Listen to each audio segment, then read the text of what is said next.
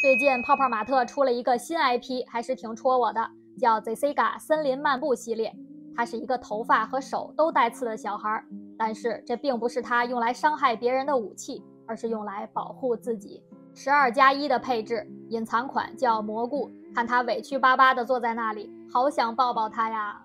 看图鉴，我感觉隐藏款应该是最轻的，那咱们今天就从轻往重开始拆，而且最轻这盒上下晃动空间非常大，不会真的是隐藏吧？这都不是隐藏，我信你个鬼！这只是胆小的猎人，这只代表胆怯，从他的表情也可以看出来哈，他的眼睛是这种透明的材质。看他的手和头发都是带刺的，他用这种方法在保护自己。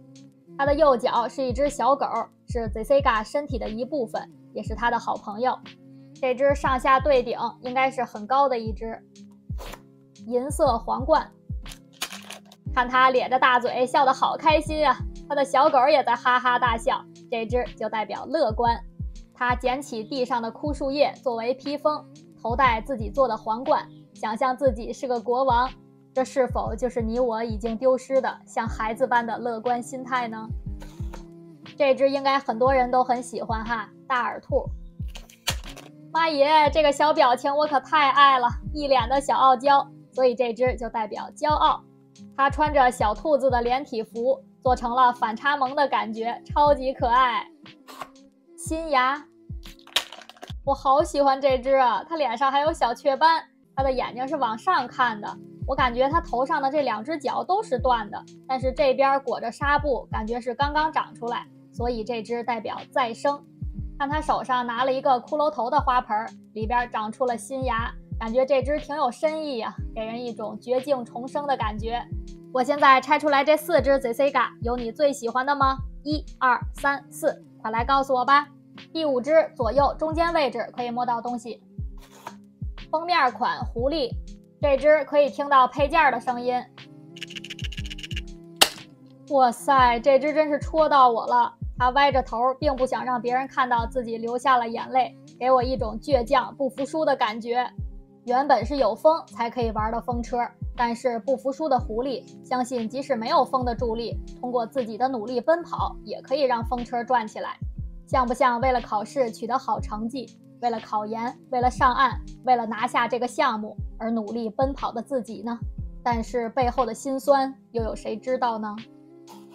树枝，这只也是有小雀斑的哈，它的头就好像是一个树干，还做出了树皮的纹理，头上长出了一些树枝。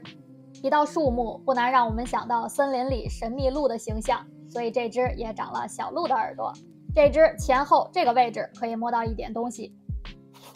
生长，它头戴礼帽，手拿小熊，眼睛是斜向上看的，就好像是一个对森林世界充满好奇的小女孩，所以这只代表发现、期待。这盒左右这个位置可以摸到东西。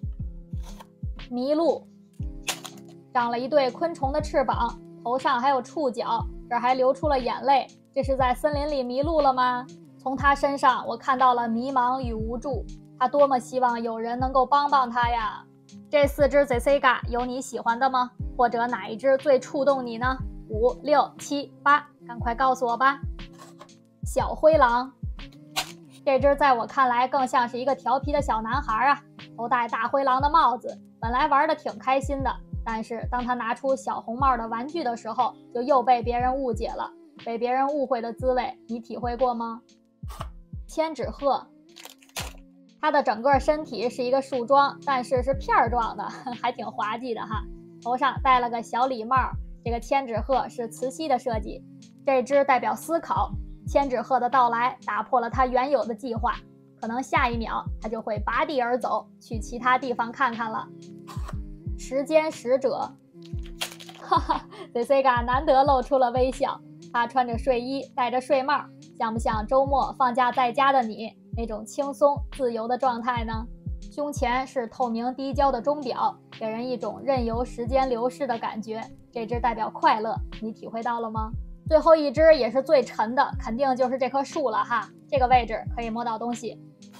怕冷的树，远看像棵松树，近看像是一个穿着绿色羽绒服的人，身上落满了积雪，手中还捧着热水杯，冻得呲牙咧嘴的。